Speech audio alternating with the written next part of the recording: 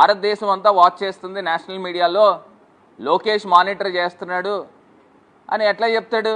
ఆయన డైరెక్ట్గా నేరుగా చెప్పాడు, చెప్పుతో కొట్టినట్టు చెప్పాడు అసలు లోకేష్కి ఏం సంబంధం అని. అంటే ఈ మాత్రం కూడా జ్ఞానం లేకుండా అక్కడ నిజంగా ఎన్ని ఇన్సిడెంట్స్ జరిగినాయి అంటే అండి, ఇప్పుడు ఇందులో ప్రధానంగా ప్రజలందరూ కూడా అబ్జర్వ్ చేయాల్సింది ఏంటంటే, ఇప్పుడు పైలట్స్ ఎవరైతే మీరు ఫ్లై చేస్తున్నారో వాళ్ళకి ఎంత ఫెటీగ్ వస్తుందండి. పైలట్స్ ఫెటీగ్ ఇప్పుడు నిజంగా అక్కడ ఎయిర్పోర్ట్స్లో అవుట్రేజ్ అవుతూ ఉంది, ప్రజలందరూ కూడా అవుట్ బర్స్ట్ అవుతూ ఉన్నారు. మరి ఫ్లైట్ని ఫ్లై చేసేవాళ్ళు కూడా మనుషులే కదా, మరి వాళ్ళకి ఎంత మెంటల్ పీస్ ఉండాలి? అసలు ఇది ప్యాసింజర్ సేఫ్టీ పాయింట్ ఆఫ్ వ్యూలో ఎంత పెద్ద బ్రీచ్ అండి ఇది, ఆ మాత్రం తెలియట్లేదా? ఇప్పుడు నిజంగా ప్రజలందరూ కూడా కొన్ని లక్షల మంది ప్రజలు కొన్ని వేల ఫ్లైట్స్లో ప్రయాణం చేస్తూ ఉంటే అక్కడ తీసుకొచ్చి గత వారం రోజుల నుంచి కూడా ప్రతి ఎయిర్పోర్ట్లోనూ ధర్నాలు చేస్తూ ఉన్నారు, గొడవలు చేస్తూ ఉన్నారు. మరి అలాంటి పరిస్థితుల్లో ప్యాసింజర్స్ సేఫ్టీని గాలికి వదిలేశారు. ఇప్పుడు ఫ్లై చేసేవాళ్ళు ఎవరు? మనుషులు. వాళ్ళు టేక్ ఆఫ్ కానీ ల్యాండింగ్ కానీ స్మూత్గా జరగాలి, ఒక మెంటల్ పీస్తో జరగాల. మరి వీళ్ళు తీసుకున్న తుగ్లక్ నిర్ణయాలు అంటే పీరియాడిక్ రివ్యూలు చేయకపోవడం వలన ఈ యొక్క డ్యామేజ్ వచ్చింది. మరి వాళ్ళకి ఎంత పైలట్స్కి ఫెటీగ్ ఎంత వస్తుందండి? వాళ్ళకి మెంటల్ టెన్షన్ ఎంత ఉంటుంది? ఆ మాత్రం తెలియట్లేదా? ఒకవేళ జరగకూడని ప్రమాదం ఏదైనా జరిగితే ఎవరు సమాధానం చెప్తారు? ఈ రీల్స్ మంత్రి సమాధానం చెప్తాడా? ఎవరు చెప్తారండి? మొన్నే అహ్మదాబాద్లో ఘటన జరిగింది, దానికి సంబంధించి ఇప్పుడు దాకా ఏముందనేది ప్రజల ముందు పెట్టాలా?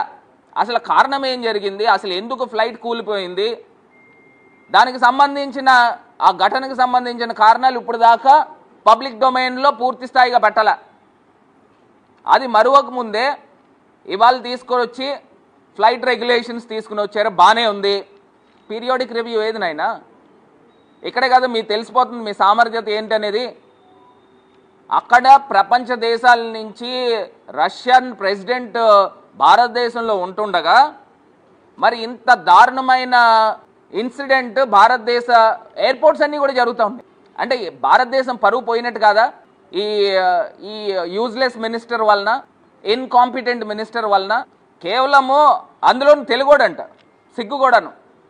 ఇన్కాంపిటెన్సీ ఇక్కడ ఏంటనేది క్లియర్గా కనబడతా ఉంది. ఇంకా ఇప్పటిదాకా ఇవన్నీ కూడా రెగ్యులేట్ అవ్వడానికి ఇంకొక వారం 10 రోజులు పడుతుంది.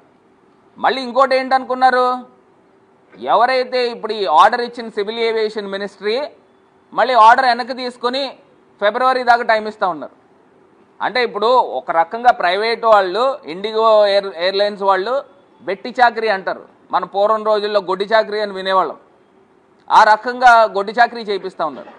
ఎంత దారుణమైన ఇన్సిడెంట్ అంటే వాళ్ళకి రెస్టింగ్ పీరియడ్ వారం రోజుల్లో చూసుకుంటే 36 గంటల మట్టుకు ఇస్తున్నారు. ఇందులో ఇంకొక దారుణమైన అంశం ఏంటో చెప్పమంటారా? ఇందులో ఎవరైనా వాళ్ళు లీవ్ తీసుకున్నారనుకోండి, ఒక పర్సనల్ లీవ్ కానీ, ఆ లీవ్ కూడా 36 గంటల్లోకి మినహాయించేస్తారు.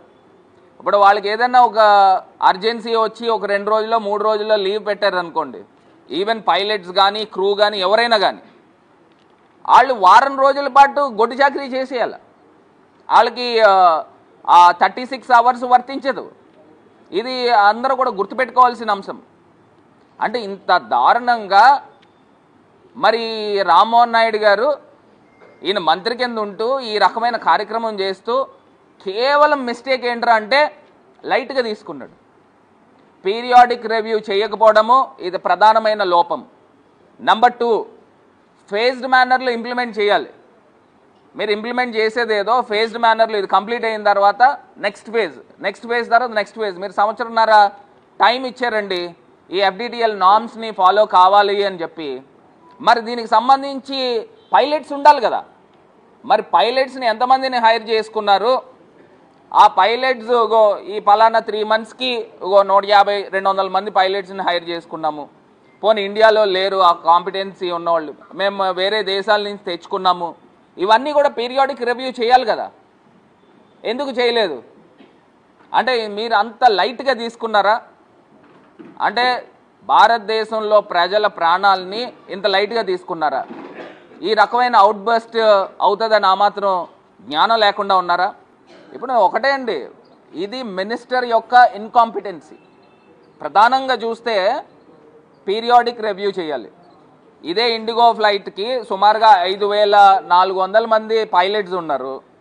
5,400 పైలట్స్ ఉంటే 36 అవర్స్ని రిలాక్సేషన్ని 48 అవర్స్కి పెంచారు. పెంచినప్పుడు సుమారుగా ఇంకా 900 మందిని రిక్రూట్ చేసుకోవాలి పైలట్స్ని. మరి 900 మందిని రిక్రూట్ చేసుకోవాల్సిన అవసరము ఇండిగో పైన ఉంది. దాన్ని పీరియాడిక్ రివ్యూ చేశారా ఈ మంత్రి? ఇప్పుడు నువ్వు ఫేజ్డ్ మేనర్లో పెట్టాలి కదా, ఒక్కసారి తీసుకొచ్చి నోటీసులు ఇచ్చేసి నువ్వు రేపటి నుంచి నువ్వు పెట్టాల్సిందే అని చెప్పి, అంటే వాళ్ళు సంవత్సరం నుంచి ఇంప్లిమెంట్ చేయట్లా, వాళ్ళకి డెడ్ లైన్ నోటీస్ ఇచ్చేసి నువ్వు ఇంప్లిమెంట్ చేసుకోండి. ఎక్కడి నుంచి చేస్తాడండి? ఏమన్నా ఆకాశం నుంచి ఏమన్నా పైలట్లు ఊడిపడతారా? వీళ్ళు ఏం చేయాలా? వీళ్ళు తీసుకుని వచ్చి పైలట్స్ని పీరియాడిక్గా వాళ్ళు తీసుకుని వచ్చి రిక్రూట్ చేసుకున్నారా లేదా అనేది అబ్జర్వ్ చేయాల్సిన, అసలు రివ్యూ చేయాల్సిన బాధ్యత మంత్రిది. ఇవాళ ఈ రకమైన సిచ్యువేషన్ అరైజ్ అయ్యిందని అంటే ఎంత దారుణం అండి. ఇవాళ నేషనల్ మీడియాలో ఒక తెలుగు మంత్రి ఏ రకంగా అబాసుపాలయ్యాడు అంటే నిజంగా ఎంత దారుణం అని అంటే, ఈ తెలుగుదేశం పార్టీకి సంబంధించిన మంత్రులేనండి, గతంలో అశోక్ గజపతిరాజు గారు ఉండేవారు, సివిల్ ఏవియేషన్ మంత్రి. ఆయన్ని నేషనల్ మీడియాలో ఏం చెప్పేవారు అని అంటే మ్యాచ్ బాక్స్ మినిస్టర్ అనేవారు. మ్యాచ్ బాక్స్ మినిస్టర్ అనేవారు అంటే డైరెక్ట్గా ఫ్లైట్స్లో మరి మనకు తెలీదు. నేషనల్ మీడియాలో నేను చెప్పే మాట, పలు షోస్లో మాట్లాడిన మాటలు. ఇదే రామ్మోహన్ నాయుడు ఎంత దౌర్భాగ్యం అండి. నిజంగా అక్కడేమో అహ్మదాబాద్లో ఫ్లైట్ క్రాష్ అయిందా? ఆ ఫ్లైట్ క్రాష్లోనేమో కొన్ని వందల మంది చనిపోయారా? అక్కడ ఆ పర్టికులర్ క్రాష్ స్పాట్కి వెళ్ళి వీళ్ళ వెనకాల సోషల్ మీడియా టీం వచ్చి ఫోటోలు తీసుకుంటున్నారు, వీడియోలు చేస్తున్నారు, రీల్స్ పెడతా ఉన్నాడు అతను అఫీషియల్ హ్యాండిల్స్లో. నిజంగా పబ్లిక్ నుంచి విపరీతమైన వ్యతిరేకత వస్తే ఆ రీల్ డిలీట్ చేశాడు. ఈయన దేనికున్నాడండి మంత్రి కిందన? రామ్మోహన్ నాయుడు దేనికున్నాడండి? ఈ రకమైన దారుణమైన పొజిషన్స్ నిజంగా ఎంత బాధాకరం అని అంటే, ఇవాళ ఇండిగో ఫ్లీట్, అది కూడా చెప్తున్నానండి, ఇండిగోకి ఉన్న ఫ్లీట్ 434 ఫ్లీట్ ఉంటే 128 డెస్టినేషన్స్ నడుపుతూ ఉంటే సుమారుగా 2,300 సర్వీసెస్ ప్రతిరోజు కూడా నడుపుతూ ఉన్నారు. అందులో 2,300 సర్వీసెస్లో 5,400 మంది పైలట్స్ ఉన్నారు. నిజంగా వెట్టి చాకిరీ అంటారు. ఇప్పుడు ఒక్కొక్క పైలట్ ఒక్కొక్క ఫ్లైట్ కనీస పక్షాన డొమెస్టిక్గా రోజుకి 4 నుంచి 5 డెస్టినేషన్స్కి వెళ్తూ ఉంటాయి. అంటే ఆ పైలట్స్తో ఏ రకంగా వెట్టి చాకరీ చేస్తున్నారు చూడండి. 2,300 సర్వీసెస్లో 5,400 మంది పైలట్స్, అంటే 1:2 రేషియో ఉన్నది. అంటే 1:2 రేషియోలో నడిపేస్తూ ఉన్నారు. మరి ఫ్లైట్స్ ఏమీ 9 గంటలో లేదా 12 గంటలో కాదు, 24 గంటలు నడుస్తూ ఉంటాయి సర్వీసెస్ అనేవి. ఎక్కడా కూడా ఆగవు. మిడ్ నైట్ 1 గంట 2, 3 ఇట్లా నడుస్తూ ఉంటాయి. కానీ వీళ్ళకున్న పైలట్స్ స్ట్రెంగ్త్ చూస్తే నాకున్న సోర్సెస్ ప్రకారం తీసుకుంటే 5,400 మంది ఉన్నారంట. 2,300 సర్వీసెస్ 1:2 రేషియోలో 2 పైలట్స్తో మొత్తం నడిపేస్తున్నారు కథ. అంటే ఇంత దారుణమైన సిచ్యువేషను, పొజిషను ఇవాళ మన భారతదేశంలో ఉందండి. सर, जो इंडिगो का क्राइसिस अभी देखने को मिला वो एएमएसएस से रिलेटेड नहीं है. इंडिगो के इंटरनल ऑपरेशंस में उनके जो क्रू रोस्टरिंग सिस्टम है, उनका जो अपना इंटरनल प्लानिंग है, उसमें गड़बड़ी के कारण ये सब हुआ है. 1 November 2025 there have been new FDTL guidelines into place. We have had thorough consultation with all the stakeholders when we have changed it, and due process has been done for that. And in April, under the guidelines of High Court, under the order of the High Court, it has come into implementation. There were 22 FDTL guidelines, 15 of them from 1st of July, and 7 of them from 1st of November. There was no problem from what was happening in 1st of July, and there were some variations that were required by the airlines for the guidelines which were proposed from 1st of November. There were multiple stakeholder consultations done, not only with Indigo, we have other players in the industry also, with everyone. Multiple stakeholder consultations regarding the FTL, where we have been very, very strict, saying that there has to be no compromise on safety. Safety is the topmost priority. We care for the crew, we care for the pilots, and we care for the safety of the entire system, we care for the passengers. So from the ministry, we have made it very, very clear to all the airlines that they have to follow the rules. 1st of November, since this has happened, DGCA has been in continuous consultation. They wanted some variations, all the airlines, not just one airline, all airlines have come back because they vary in the operations. Some are having night operations, some are operating heavily in the northeast, some have ATR specific operations. So even if you talk about airlines, they all have different kind of operations, and because of the operations and because of the FDTL guidelines, which is a uniform blanket on all the airlines, they all have come for different variations. DGCA has sat with all the airlines. Wherever there was no compromise on the safety, after thorough consultation and after thorough safety risk assessment, necessary variations, necessary exemptions have been given beforehand itself. And on 1st of December also, this was on 1st of November.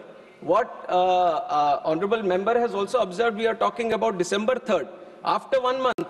So there was 1 full month of operations in the new FDTL also. Why I am mentioning this point, even though we are saying because arise, there have been a lot of internal complications. This is a day-to-day operations thing that the Indigo should have maintained. Indigo was supposed to manage the crew, was supposed to manage the roster through its day-to-day operations.